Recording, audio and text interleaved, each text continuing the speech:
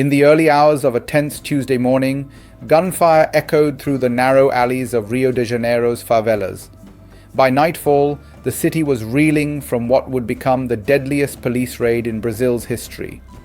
Over 130 people lost their lives in a sweeping, state-led operation against a major drug gang, a toll so staggering that even Brazil's president was reportedly shocked. The official version called it a victory against organized crime, but to many on the ground, it felt more like a massacre. The tragedy has sparked protests, shaken public trust, and reignited debate over Brazil's long and violent history of policing its poorest neighborhoods. The operation unfolded in Rio's northern districts, particularly the Penha complex and Alemão complex, sprawling low-income areas controlled by the powerful Comando Vermelho, or Red Command. This gang, one of Brazil's oldest, emerged from Rio's prisons in the 1970s and has since grown into a vast criminal network. Its reach now extends far beyond Rio, with influence spreading into the Amazon region, where it profits from drug and arms trafficking as well as illegal mining and protection rackets. Authorities say the raid was planned for months. It involved an extraordinary 2,500 police and military personnel who moved in before dawn, backed by armored vehicles and helicopters. Their goal was to trap gang members between the dense urban zones and the forested hills surrounding the favelas. But what began as a targeted operation quickly spiraled into hours of chaotic gun battles. Witnesses described relentless shooting, explosions, and scenes of panic as residents tried to flee. Schools were shut down, universities suspended classes, and key roads were blocked. By the time the gunfire stopped, the scale of the bloodshed was unprecedented. Initially, Rio's state government reported a death toll of 58, a figure that included 4 police officers, but that number was soon disputed by independent observers. The Public Defender's Office, which monitors state violence and provides legal aid to Brazil's poor, said the actual count had reached 132 deaths, including residents caught in the crossfire. Dozens of bodies were later laid out in a public square in Penha as grieving families and neighbors gathered, chanting for justice.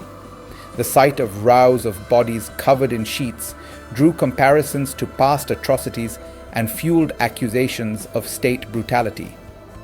In response, President Luiz Inácio Lula da Silva reportedly expressed astonishment that the federal government had not been notified in advance about such a massive military operation. His justice minister described the raid as very bloody and extended condolences to families of those believed to be innocent victims. At the same time, Rio's governor Claudio Castro, a right-wing ally of former President Jair Bolsonaro, defended the operation, calling it a historic success in the state's battle against organized crime. Castro insisted that the offensive had been carefully planned and necessary to dismantle what he described as a deeply entrenched criminal network. Yet, the contrasting narratives only deepened public anger. Protesters filled the streets outside the governor's office, demanding accountability and labeling the operation as an act of state terror. For many Brazilians, the tragedy felt painfully familiar. Lethal police raids are a recurring feature of life in Rio's favelas, but rarely on this scale.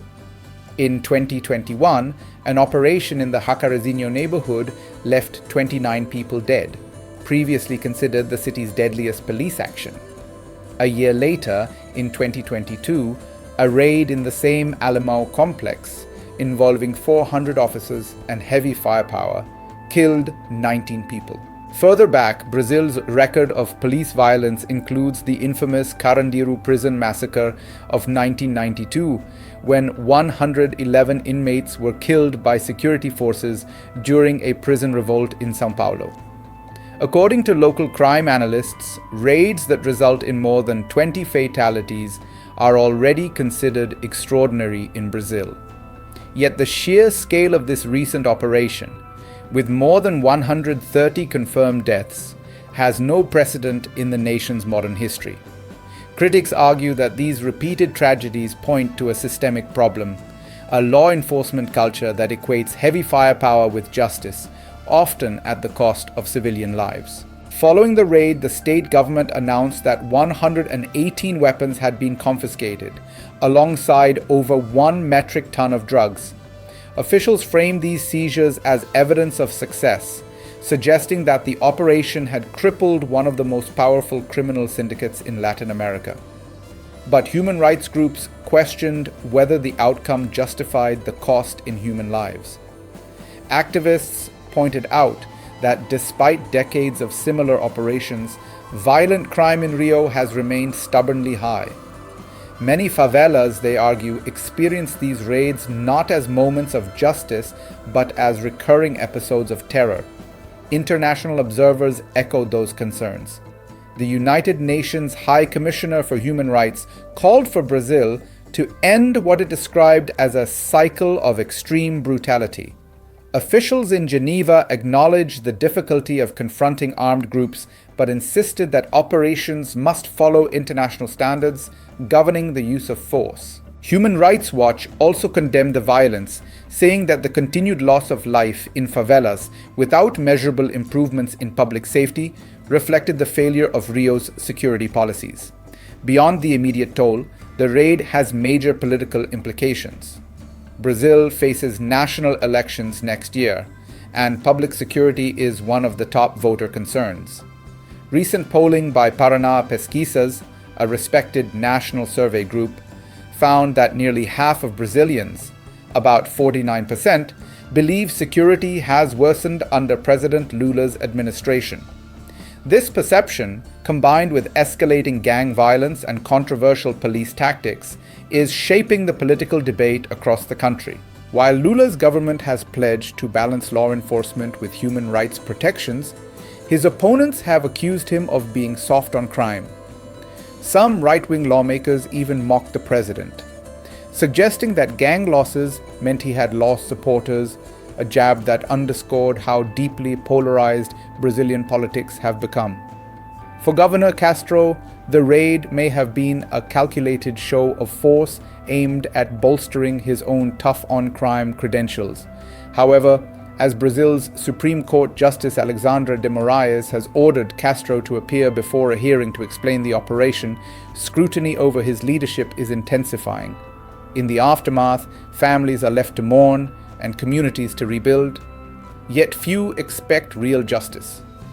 Many residents fear retaliation or further police action, while others worry that the violence will only breed more violence. Sociologists and human rights experts warn that Brazil's current approach to urban crime, rooted in militarized policing and political grandstanding, risks perpetuating an endless cycle.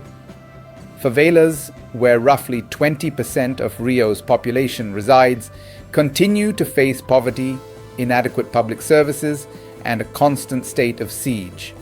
With more than 47,000 homicides recorded nationwide in 2023, Brazil remains one of the most violent countries in the world. And while organized crime plays a central role in that statistic, heavy-handed state responses often blur the line between justice and retribution. The operation in Rio de Janeiro will be remembered not only for its death toll, but for what it reveals about the country's struggle between order and humanity. To some, it was a decisive blow against criminal power. To others, it was a tragic display of unchecked state violence. As Brazil's leaders trade accusations and international observers call for accountability, one thing remains clear. The communities caught in the crossfire continue to bear the heaviest cost. Whether this event becomes a turning point or just another entry in Brazil's long history of bloodshed will depend on what happens next. In the courts, in the streets, and in the hearts of those demanding justice.